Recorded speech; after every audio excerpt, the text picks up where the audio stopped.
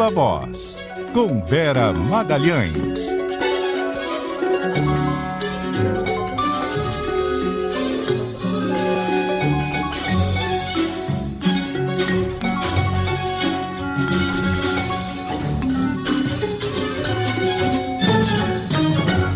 Oi, Vera, bem-vinda, boa noite para você. Dia triste, a gente vai falar de outros assuntos aqui, mas de olho na cobertura, esse acidente terrível no interior de São Paulo. Exatamente, Carol, um dia muito complicado, muito triste, uma coisa que desestabiliza realmente quem tem familiares ali que estavam a bordo, então nossos sentimentos para quem perdeu alguém nesse acidente que vitimou 62 pessoas aqui em São Paulo. É isso. Bom, ontem tivemos o primeiro debate dessa campanha eleitoral, né? A campanha para as prefeituras. A Band fez esse debate em 13 capitais. Sei que você acompanhou o debate em São Paulo, que foi um dos que mais atraíram a atenção. Dá para dizer que alguém se saiu melhor diante de tanto ataque, tão pouca proposta? O nível foi muito baixo, né, Vera? Pois é, Carol, foi um nível muito baixo. Eu realmente esperava pouco de alguns oponentes aqui da Prefeitura de São Paulo, mas o que se viu foi um tipo de espetáculo que não condiz com um debate para a Prefeitura da maior cidade da América Latina. O coach Pablo Marçal, em determinado momento, saiu desferindo ataques a todos, sem nenhuma lógica, nem coerência e nem nenhum tipo de prova. Ele chegou a fazer insinuações a respeito de uso de drogas que pareciam voltadas ao Guilherme Boulos, sendo que não existe nada de factual nesse sentido. Chegou a dizer que um projeto aprovado pela Tabata Amaral era uma bobagem, uma bobeira, falou palavrão, palavra de baixo calão, enfim, é um comportamento que não condiz com um de candidato a prefeito. Os demais candidatos eu acho que foram até muito tímidos em apontar esse comportamento inadequado.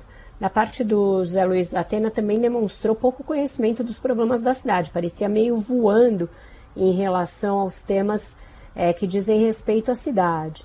E com esse cenário, o que aconteceu foi que se destacaram o prefeito, Ricardo Nunes, e o candidato do PSOL, Guilherme Boulos, que são os líderes na pesquisa, que foram aqueles que mais conseguiram falar de propostas, propostas que têm a ver com o dia a dia da cidade e defender os seus pontos. A Tabata Amaral foi bem, conseguiu encaixar algumas críticas em relação ao Pablo Marçal e em relação ao Ricardo Nunes, mas ela ficou muito escanteada no debate, numa postura até um tanto machista dos candidatos. Bastante. Que trataram ela como café com leite, uma atitude desrespeitosa para uma candidata que tem o que dizer, uma deputada federal com vários projetos aprovados, e ninguém fez perguntas a ela. Os momentos em que ela conseguiu ter intervenções no debate foi quando ela perguntou, quando não tinha mais ninguém para perguntar. Então, tinha uma postura desrespeitosa, uma postura pouco estratégica, inclusive do Boulos, porque ele vai precisar do apoio dela caso vá ao segundo turno. Não tem sentido tratar alguém de um partido aliado, do partido do vice-presidente da República, com essa dose de menosprezo. Então ela foi mais apagada, mas teve bons momentos.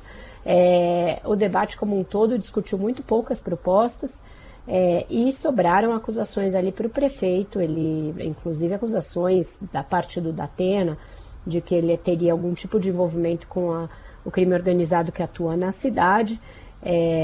E isso deverá ser uma tônica daqui para frente da campanha. Vamos ver como ele vai responder. Ele procurou adotar uma postura humilde nas pesquisas qualitativas das quais eu tomei conhecimento pelas campanhas. Isso foi bem visto pelo eleitor, ele não ter partido para o ataque no mesmo tom em que foi atacado, e o fato de que todos atacaram ele foi notado pelo eleitor. Isso costuma gerar alguma empatia da parte dos eleitores. Mas a campanha está só começando, mas é recomendável que os candidatos adotem uma postura mais séria e mais condizente com a gravidade do momento e com a importância desse cargo, né? Certamente. Vera, deixa eu te interromper, porque a gente tem notícia importante na Olimpíada, 6h37.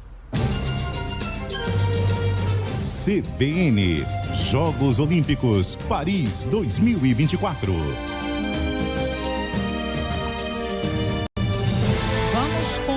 Leonardo Dai. Infelizmente a gente não pode comemorar assim com todo o coração diante dessa tragédia, né, Dai? Mas temos ouro no vôlei de praia. Boa noite pra você. Deu medalha. Brasil! É isso, Carol. Boa noite a todos. A gente tem aqui o dever de registrar, mesmo nessas circunstâncias tão longe das ideais, pra gente celebrar um resultado esportivo, que o Brasil acaba de confirmar a sua terceira medalha de ouro nesses Jogos Olímpicos de Paris. Ana Patrícia e Duda venceram a final do vôlei de praia feminino por 2-1 contra a dupla canadense formada pela Melissa Humana Paredes e pela Brandy Wilkerson. Vitória brasileira por 26-24 no primeiro set, vitória canadense por 21-12 no segundo set e no set desempate no tie-break 15-10 para Ana Patrícia e Duda. É o terceiro ouro do Brasil nos Jogos Olímpicos, o terceiro ouro feminino do Brasil nos Jogos Olímpicos, né? E se o Brasil tiver mais um ouro, será também feminino, com futebol feminino. Vai terminar a Olimpíada com no máximo 4 medalhas de ouro. E agora a campanha do Brasil nos Jogos Olímpicos de Tóquio, no que diz respeito ao quadro de medalhas, está praticamente sacramentada, né? O Brasil tem neste momento 3 medalhas de ouro, 6 medalhas de prata e 9 medalhas de bronze, 18 medalhas no total. Amanhã o futebol feminino ganhará ou uma medalha de ouro ou uma de prata, chegará a 19, portanto, a delegação brasileira, e tem uma chance de conquistar uma 20ª medalha, que será uma eventual medalha de bronze, no caso de vitória do vôlei feminino, vôlei de quadra feminino, que joga amanhã pelo bronze contra a seleção da Turquia. Carol. Valeu, obrigada, Léo. Parabéns aí para Ana Patrícia e para Duda. Mais uma medalha aí das mulheres, medalha de ouro, agora no vôlei de praia. Vera, vamos voltar a falar aqui dos debates, só para dar uma pincelada aqui no debate do Rio de Janeiro, um debate também muito nacionalizado, viu? O prefeito Eduardo Paes também bastante atacado. A gente tem 2 candidatos ligados ao ex-presidente Jair Bolsonaro aqui no Rio, né? O que tem o apoio oficial dele é o Alexandre Ramagem, mas a gente tem também o Rodrigo Amorim fazendo uma dobradinha, e trazendo muitos temas mais nacionais, tentando levar o debate para a área da segurança pública, colando ali o nome do Eduardo Paes ao Lula e ao campo da esquerda, né? E o Paes, por sua vez, tentando mostrar o que fez aí nesses últimos anos e atrelar o Ramagem ao governador Cláudio Castro, dizer que essa crise na segurança no Rio de Janeiro tem mais a ver com o governo estadual, mas a gente vê bem o tom aí dos debates, né, Vera? Deve ser uma campanha muito nacionalizada, né? Muito nacionalizada. A situação do Eduardo Paes, apesar desse 2-1, é mais tranquila, né? Porque nas pesquisas ele está melhor. Ele tem um domínio de comunicação, tem um domínio da cidade, que ele já governou por 3 mandatos, então acho que isso transpareceu nos trechos que eu consegui assistir do debate daí, né, Carol? Ele tentou, né, Vé, falar das coisas que fez aí nos últimos anos e também nos seus outros mandatos, mas realmente foi muito acossada nesse debate.